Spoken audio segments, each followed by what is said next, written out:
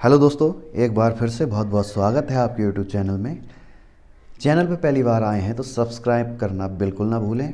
आज का ये वीडियो यूपी टेट प्राथमिक स्तर 2 फरवरी 2016 का बाल विकास एवं शिक्षण विधि का हल पेपर होगा। कृपया वीडियो को पूरा देखें। चलिए जल्दी से जल्दी शुरू करते हैं। प्रश्न नंबर 1,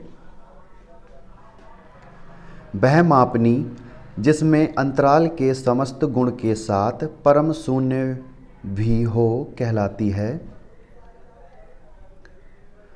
सही उत्तर होगा ऑप्शन नंबर डी, अनुपात मापनी। मापन के मुख्य 4 स्तर या प्रकार होते हैं: शाब्दिक या नामित मापनी, क्रमिक मापनी, अंतराल मापनी और अनुपात मापनी। अनुपात मापनी मापन का वह प्रकार है जिसमें अंतराल मापनी के समस्त गुणों के साथ परम शून्य भी होता है। तो इसका सही उत्तर होगा ऑप्शन नंबर डी, अनुपात मापनी। अगला प्रश्न, प्रश्न नंबर 2, फ्राइड के अनुसार हमारे मूल्यों का आंतरिकीकरण डैश डैश डैश में होता है। सही उत्तर होगा ऑप्शन नंबर सी, पराहम।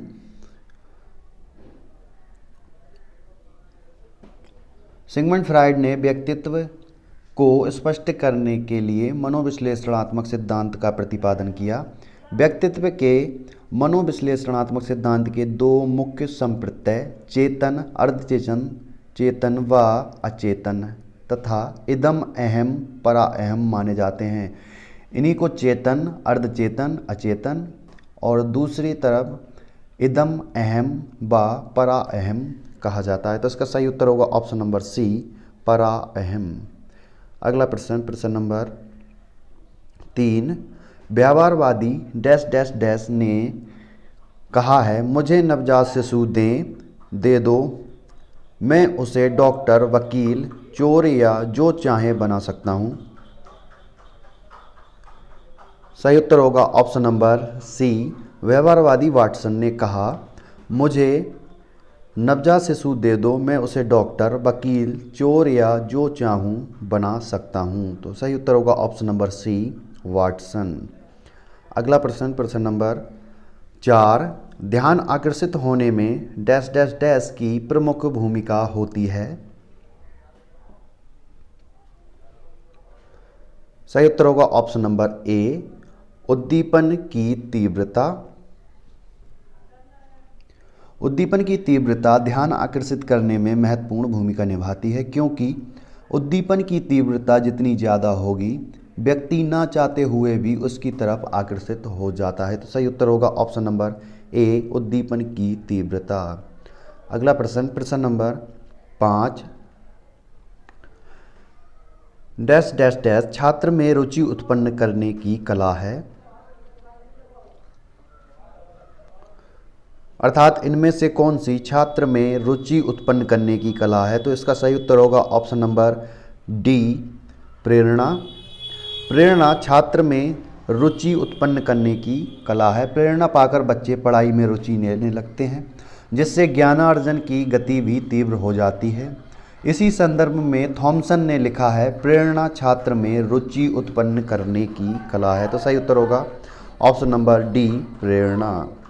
अगला प्रश्न, प्रश्न नंबर 6, फ्राइड के अनुसार ग्रहण,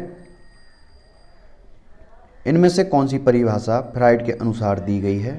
तो इसका सही उत्तर होगा ऑप्शन नंबर सी, विस्मरण वह प्रकृति है जिसके द्वारा दुखद अनुभवों को स्मृति से अलग कर दिया जाता है। तो इसका उत्तर होगा ऑप्शन नंबर सी, फ्राइड के अनुसार। अगला प्रश्न, प्रश्न नंबर 7, SOR किसके द्वारा प्रस्तावित किया गया है।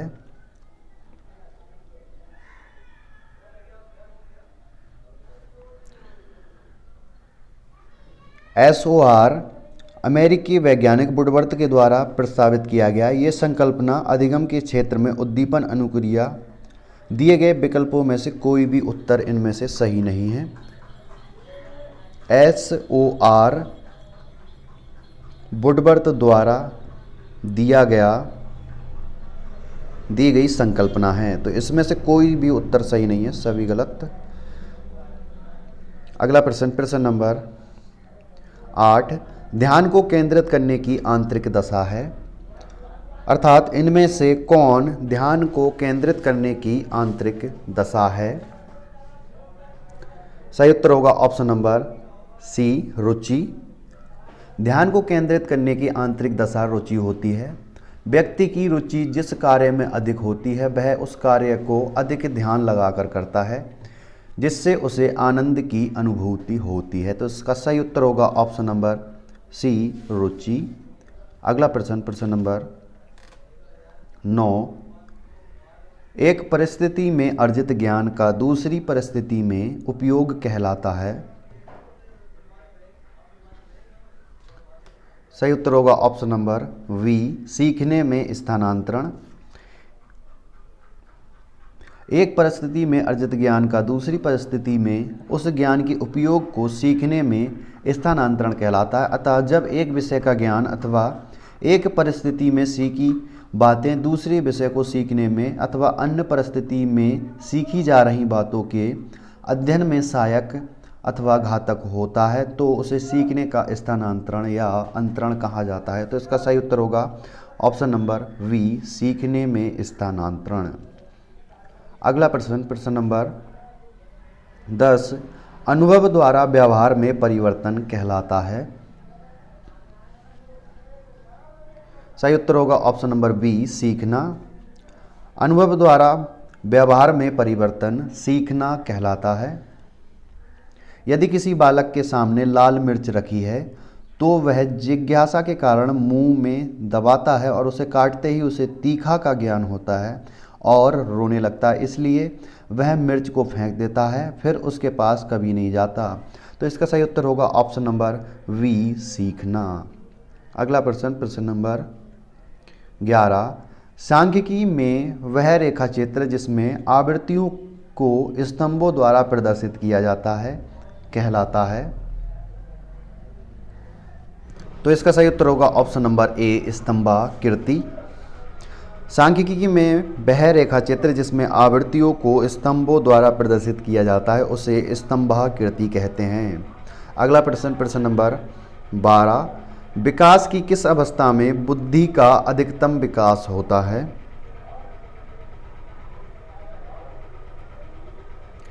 सही उत्तर होगा ऑप्शन नंबर सी, किशोरावस्था।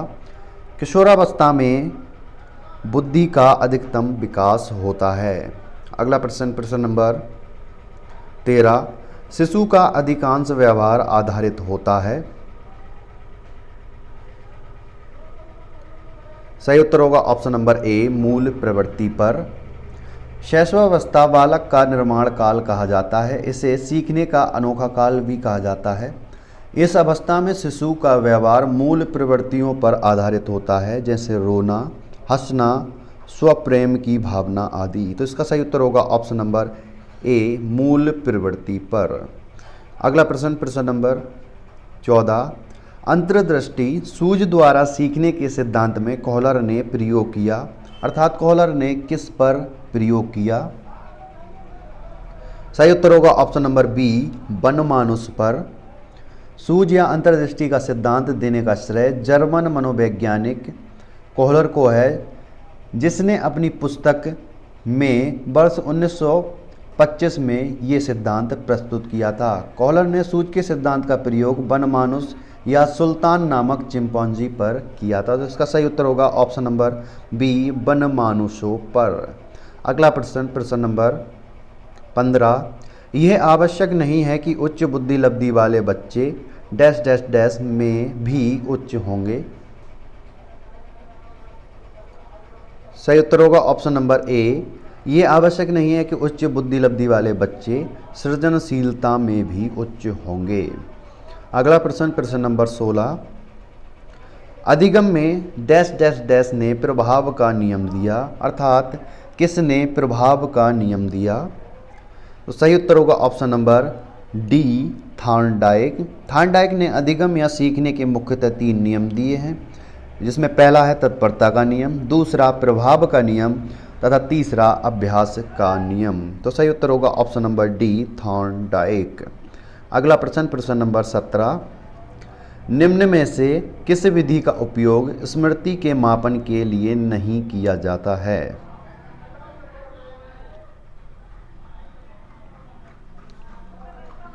तो इसका सही उत्तर होगा ऑप्शन नंबर वी, तार्किक विधि। तार्किक विधि का प्रयोग स्मृति के मापन के लिए नहीं किया जाता है। स्मृति वह योग्यता है जो पूर्व अनुभवों अथवा अधिगम से सीखी गई बातों को संचित करने या कालांतर में उसका चेतन जगत में प्रयोग करने से संबंधित है। तो सही उत्तर होगा ऑप्शन नंबर वी, तार्किक विधि। अगला प्रश्न, प्रश्न नंबर 18, प्रासंगिक अंतर्बोध परीक्षण TAT का विकास डैश डैश डैश द्वारा किया गया था? सही उत्तर होगा ऑप्शन नंबर सी, मरे। प्रासंगिक अंतर्बोध परीक्षण टैट या TAT व्यक्तित्व मापन का एक परीक्षण है। इस परीक्षण का विकास वर्ष 1935 में हार्वर्ड विश्वविद्यालय के शिक्षक मुरे द्वारा किया गया। तो इसका सही उत्तर होगा ऑप्शन नंबर सी। TAT में 31 कार्डों का प्रयोग किया जाता है, जिसमें एक कार्ड सादा रहता है तथा परीक्षण के समय एक व्यक्ति पर अधिकतम 20 कार्डों का प्रयोग किया जाता है। प्रत्येक कार्ड पर अलग अलग विषयों पर अलग अलग चित्र बने होते हैं तथा प्रत्येक कार्ड पर बने चित्रों के आधार पर 5 मिनट की कहानी बनानी पड़ती है। तो सही उत्तर होगा ऑप्शन नंबर सी, मरे। अगला प्रश्न, प्रश्न नंबर 19, मनोविज्ञान का शिक्षा के क्षेत्र में सबसे बड़ा योगदान है? सही उत्तर होगा ऑप्शन नंबर डी, वाल केंद्रित शिक्षा। मनोविज्ञान का शिक्षा के क्षेत्र में सबसे बड़ा योगदान वाल केंद्रित शिक्षा का विकास है। मनोविज्ञान के द्वारा ही शिक्षा के क्षेत्र में एक क्रांतिकारी परिवर्तन आया, जिसके परिणाम स्वरूप बालक के व्यवहार को नियंत्रित करके सकारात्मक दिशा प्रदान की जाती है तथा शिक्षण पाठ्यक्रम तथा शिक्षण कौशल छात्र के अनुकूल ही तैयार किए जाते हैं ताकि छात्र सहजता पूर्वक अधिगम कर सके। तो सही उत्तर होगा ऑप्शन नंबर डी, बाल केंद्रित शिक्षा। अगला प्रश्न, प्रश्न नंबर 20, निम्नलिखित में से कौन सा वृद्धि और विकास के सिद्धांतों से संबंधित नहीं है?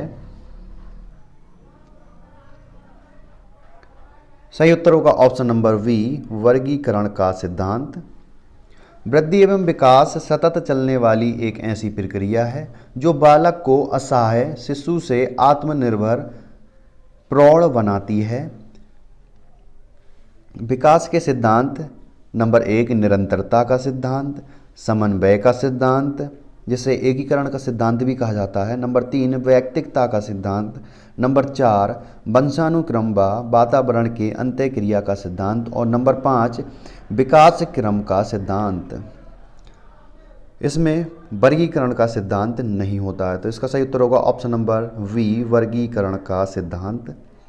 अगला प्रश्न, प्रश्न नंबर 21, कक्षा शिक्षण में पाठ्य प्रस्तावना सोपान सीखने के किस नियम पर आधारित है?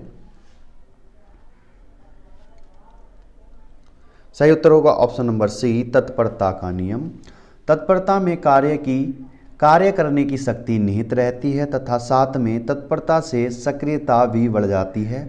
तत्परता के नियम को तैयारी का नियम भी कहते हैं। तो इसका सही उत्तर होगा ऑप्शन नंबर सी, तत्परता का नियम। अगला प्रश्न, प्रश्न नंबर 22, संप्रत्यय निर्माण का प्रथम सोपान है? सही उत्तर होगा ऑप्शन नंबर सी, प्रत्यक्षीकरण। प्रत्यक्षीकरण संप्रत्यय निर्माण का प्रथम सोपान है। अगला प्रश्न, प्रश्न नंबर 23, प्रेक्षणात्मक अधिगम संप्रत्यय डैश डैश डैश द्वारा दिया गया था, अर्थात इनमें से किसके द्वारा ये संप्रत्यय दिया गया? तो सही उत्तर होगा ऑप्शन नंबर बी, अल्बर्ट वेंडूरा के द्वारा। प्रेक्षणात्मक अधिगम संप्रत्यय का निर्माण दूसरों के व्यवहारों का प्रेक्षण करने से होता है। इसे पहले अनुकरण कहा जाता था। वेंडूरा ने कई प्रयोग प्रायोगिक अध्ययनों में प्रेक्षणात्मक अधिगम की विस्तृत खोजबीन की। तो इसका सही उत्तर होगा option number V, Albert Bandura. अगला प्रश्न, प्रश्न नंबर 24। उदाहरण निरीक्षण, विश्लेषण, वर्गीकरण, नियमीकरण निम्नलिखित में से किस विधि के सोपान हैं? सही उत्तर होगा ऑप्शन नंबर वी, आगमन विधि। आगमन विधि में उदाहरण से नियम की ओर चला जाता है, तो इसमें उदाहरण, निरीक्षण, विश्लेषण, वर्गीकरण और नियमीकरण आगमन विधि के सोपान हैं। तो सही उत्तर होगा ऑप्शन नंबर बी, आगमन विधि। अगला प्रश्न, प्रश्न नंबर 25। अवधान के आंतरिक अथवा व्यक्तिनिष्ठ निर्धारक हैं, अर्थात इनमें से कौन अवधान के आंतरिक अथवा व्यक्तिनिष्ठ निर्धारक हैं? सही उत्तर होगा ऑप्शन नंबर ए, रुचि, लक्ष्य, अभिवृत्ति। अवधान के आंतरिक निर्धारक निम्न हैं: अभिरुचि, लक्ष्य, अभिवृत्ति, आदत, जिज्ञासा, आवश्यकता, प्रशिक्षण, अर्थ आदि। तो सही उत्तर होगा ऑप्शन नंबर ए, रुचि, लक्ष्य, अभिवृत्ति। अगला प्रश्न, प्रश्न नंबर 26। बाल मनोविज्ञान का क्षेत्र है। सही उत्तर होगा ऑप्शन नंबर डी, गर्भावस्था से किशोरावस्था की विशेषताओं का अध्ययन। बाल मनोविज्ञान के अंतर्गत गर्भावस्था से किशोरावस्था तक की विशेषताओं का अध्ययन किया जाता है। मनोविज्ञान में मानव व्यवहार का अध्ययन किया जाता है। उसी प्रकार बाल मनोविज्ञान के अंतर्गत बालक व्यवहार के परिवर्तनों को विश्लेषित करते हुए उसका अध्ययन किया जाता है। तो सही उत्तर होगा ऑप्शन नंबर डी, गर्भावस्था से किशोरावस्था की विशेषताओं का अध्ययन। अगला प्रश्न, प्रश्न नंबर 27। वह अवस्था जो माता के 21वें गुणसूत्र जोड़े के अलग ना हो पाने के कारण होती है कहलाती है? तो सही उत्तर होगा option number A, down syndrome. Downs syndrome एक आनुवांशिक या क्रोमोसोम जनित विकार है और ये एक जीवन पर्यंत स्थिति है जो शरीर में क्रोमोसोम्स का एक अतिरिक्त जोड़ा बन जाने से होती है। सामान्य रूप से शिशु 46 क्रोमोसोम्स के साथ पैदा होते हैं। 23 क्रोमोसोम्स का एक सेट पिता और 23 क्रोमोसोम का एक सेट माता से ग्रहण करते हैं। तो इसका सही उत्तर होगा option number A, down syndrome. अगला प्रश्न, प्रश्न नंबर 28। कोलबर्ग के अनुसार किस अवस्था में नैतिकता बाह्य कारकों द्वारा निर्धारित होती है? सही उत्तर होगा ऑप्शन नंबर ए, पूर्व पारंपरिक अवस्था। लॉरेंस कोल्सबर्ग के नैतिक विकास के सिद्धांत में 3 प्रमुख अवस्थाएं होती हैं। नंबर 1, पूर्व परंपरागत स्तर, जिसे प्राक रूढ़िगत स्तर कहा जाता है। नंबर 2, परंपरागत स्तर, जिसे रूढ़िगत नैतिक स्तर कहते हैं। और नंबर 3, उत्तर रूढ़िगत स्तर। पूर्व परंपरागत अवस्था में बालक में नैतिकता बाह्य कारकों के द्वारा निर्धारित होती है। तो सही उत्तर होगा ऑप्शन नंबर ए, पूर्व पारंपरिक अवस्था। अगला प्रश्न, प्रश्न नंबर 29। निम्नलिखित में से कौन सा एक सही क्रम है? सही उत्तर होगा ऑप्शन नंबर डी, अंडाणु, शुक्राणु, युग्मनज, ब्लास्टोसिस्ट। ये प्रक्रिया निषेचन से संबंधित है, जिसमें सर्वप्रथम गर्भाधान क्रिया के दौरान सर्वप्रथम अंडाणु एवं शुक्राणु आपस में मिलते हैं। इनके मिलने से युग्मनज का निर्माण होता है। तत्पश्चात ब्लास्टोसिस्ट क्रिया के द्वारा शिशु का निर्माण शुरू होता है। तो सही उत्तर होगा ऑप्शन नंबर डी। अगला और लास्ट प्रश्न, प्रश्न नंबर 30। अंतर्मुखी, बहिर्मुखी तथा उभयमुखी व्यक्तित्व का वर्गीकरण डैश डैश डैश द्वारा किया गया, अर्थात किसके द्वारा किया गया? सही उत्तर होगा option number V, Jung. Jung Switzerland के मनोवैज्ञानिक थे। मनोवैज्ञानिक गुणों के आधार पर युंग ने व्यक्तित्व का वर्गीकरण किया तथा बताया कि व्यक्तित्व मुख्यतः 3 प्रकार का होता है। नंबर 1 अंतर्मुखी, नंबर 2 बहिर्मुखी और नंबर 3 उभयमुखी। तो इसका सही उत्तर होगा option number D, Jung. Thanks for watching and subscribe my channel.